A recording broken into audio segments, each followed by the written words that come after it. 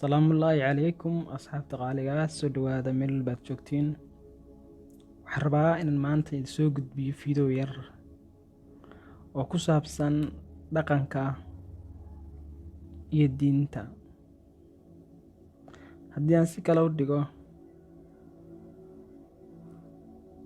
Soomaalideenna waa dad muslimiin ah, haddana waxaa jira dhaqan dhinac socda diinta. Maxay tahay farqiga u dhexeeya dhaqan iyo diin?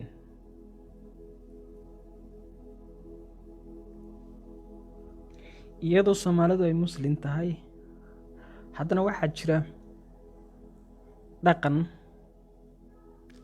aan waafaqsanayn diinta Islaamka, weliba ka hor imaanaya diinta Islaamka. Haddana dadka Soomaalidu ay sameeyaan. Waddan kasta wuxuu leeyahay dhaqan.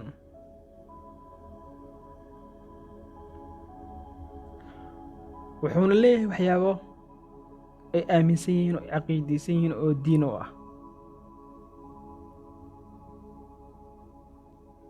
Innaga Soomaalida markaad fiiriso waa dad muslimiina, hase yeeshee waxaa dhinac socda dhaqan mararka qaar laga yaabo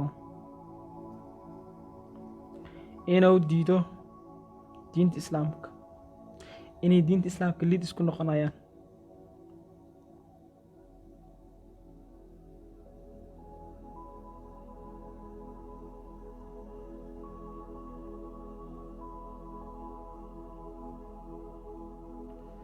Masalan, dilka oo kale, in leys dilo ama qabiil ha laysu dilo ama reer ha laysu dilo ama adduunyo ha laysu dilo, Soomaalida dhexdeeda waa wax iska caadiya markii la fiiriyo, wax weyn.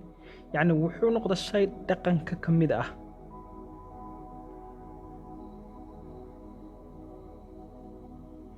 Maanta haddii qof la dilo, waxaa laga yaabaa dadka Soomaalida inayna wax weyn ka soo qaadin qofkaas la dilay, maadaama dadkii dhaqankii oo iska noqda mid ka mid ah dhaqankii Soomaalida, oo in wax la dilo ka mid noqdo. Laakiin marka la fiiriyo diinta Islaamka uu ka hor imaanayaa. Waxaa ka mid ah oo kale in wax la dhaco, wax la xado, wax la musuqmaasuqo, waxa oo dhan la sameeyo, wax la iska daba wareejiyo oo kale. Waa wax dhaqanka Soomaalida caadi ka dhex ah, oon wax weyn la ahayn. Haddana markii la fiiriyo diinta, markii loo eego, waa shay aad iyo aad u adag. Waa shay ka hor imaanaya diinta Islaamka. Haddii diinta Islaamka la waafajin, waa dembiyo waaweyn ay noqonayaan.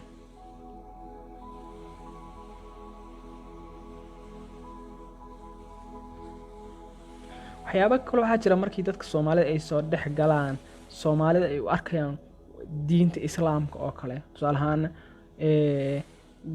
gabadh yar oo qaawan oo kale oo gudihii dalka Soomaaliya joogto markii la arko, ama meelaha qaar oo ama hodheelada oo kale markii lagu arka, waxaa laga yaabaa in Soomaalidu ay aad ula yaabaan.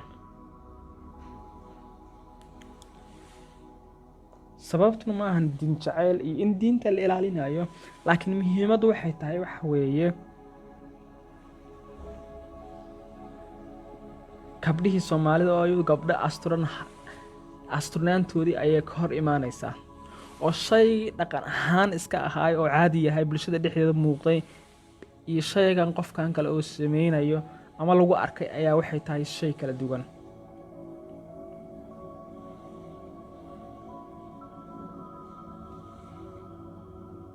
Habka guurka oo kale, markii loo eego diinta Islaamka, qaabka Soomaaliya isku reer hebel isma guursano, reer hebel waa saas waaye, reer hebel waa kuwa. Magacyada loo bixinayo kale markii diinta Islaamka loo eego waa gaf aad u weyn, waana shay ka hor imaanaya diinta Islaamka. Laakiin Soomaalida dhexdeeda waa shay iska caadiya markii loo fiiriyo dhaqanka Soomaalida. Markaad fiiriso dhaqankii Soomaalida iyo diinta Islaamka, aad bay u kala fogaanayaan maraha meelaha qaar.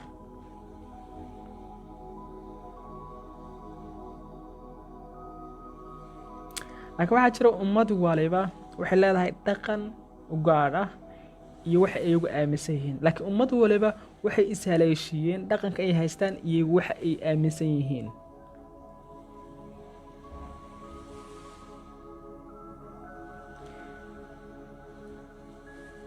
waxaa jira wadamo muslimiin ah kuwa oo gabdhahoodu inta badan salwaalo iyo fanaanado yaryar isaga labistaan. xilliga salaada laga yaabo gabadhaasu markii salaada la gaaro inay masaajidkeeda gasho, boorsadeeda iyo xijaab kala soo baxdo, xijaabkeeda iska xidhato, kabacdi markay salaada ay dukato inay xijaabkeeda boorsada hore ugu ridato, kabacdina salwaalkeeda yarka ay fanaanadii iskala baxdo. gabadhaas wadanka ay ku nooshahay iyo bulshada ay ku dhex nooshahay dhaqan ahaan iyo diinta islaamka way iswaafajiyeen, laakiin markii la eego ma bannaano.